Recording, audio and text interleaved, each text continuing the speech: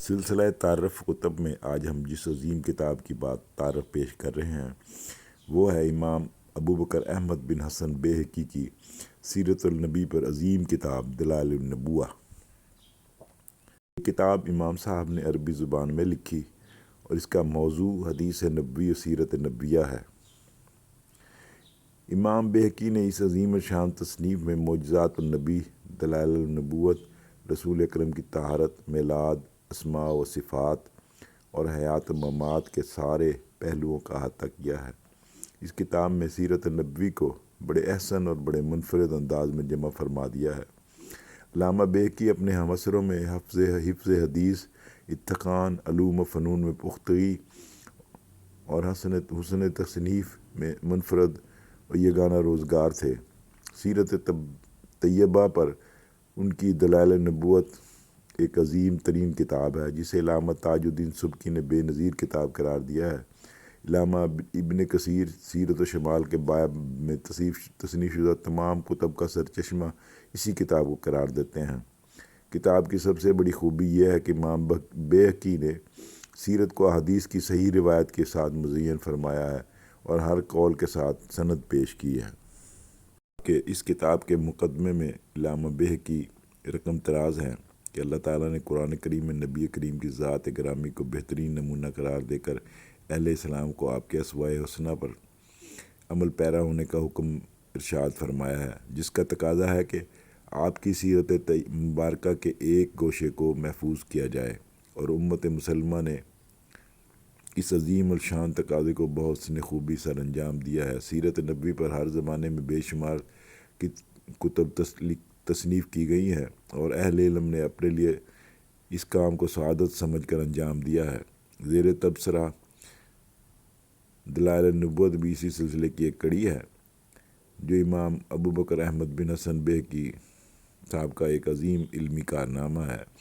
اس کا اردو ترجمہ مولانا محمد اسماعیل جارودی نے کیا ہے۔ مؤلف نے اس عظیم شان کتاب تصنیف میں سیرت نبوی کے ساتھ ساتھ آپ کی نبوت کے دلائل بھی بڑے احسن اور منفرد انداز میں جمع فرما دیے ہیں۔ اصل کتاب چونکہ عربی میں ہے، اس سبب سے اردو خوان طبقے کے لیے اس سے استفادہ کرنا ایک مشکل امر تھا۔ مولانا محمد اسماعیل جارودی نے اس کا اردو ترجمہ کر کے اردو خوان طبقے کی اس مشکل کو حل کر دیا ہے۔ اللہ تعالیٰ ان کی خدمت کو قبول فرمائے۔ نبوت محمد صلی اللہ علیہ وسلم کی پہلی قرآنی دلیل۔ قرآن مجید نے عرب و عجم کو بلکہ تمام جن و انسان کو چیلنج کیا ہے کہ وہ اس کتاب کو لاریب کی مثال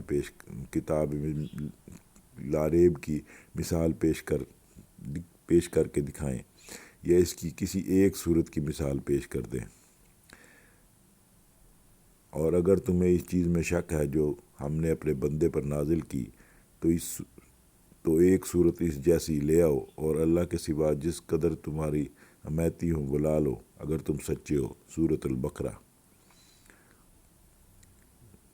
نبوت محمد صلی اللہ علیہ وسلم پر دوسری قرآنی دلیل یہ کہ حضور اکرم ان میں سے 40 سال کی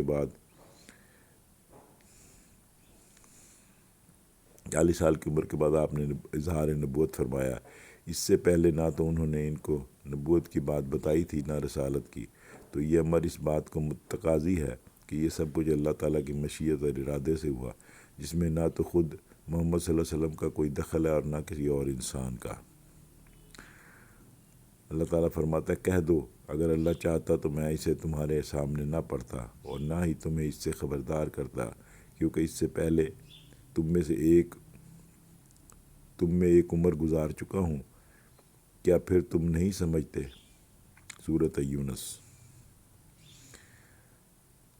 تیسری دلیل قرآن کریم سے علامہ بیہقی نے یہ پیش کی ہے کہ کہہ دو میں تمہیں ایک بات نصیحت کرتا ہوں کہ تم اللہ کے لیے دو ایک کھڑے ہو کر غور کرو، اور تمہارے اس ساتھی کو جنون تو نہیں، وہ تمہیں ایک سخت عذاب آنے سے پہلے ڈرانے والا ہے۔ لہذا اس معاملے میں شک کرنا، جبکہ اس قسم کی دینی غرض اور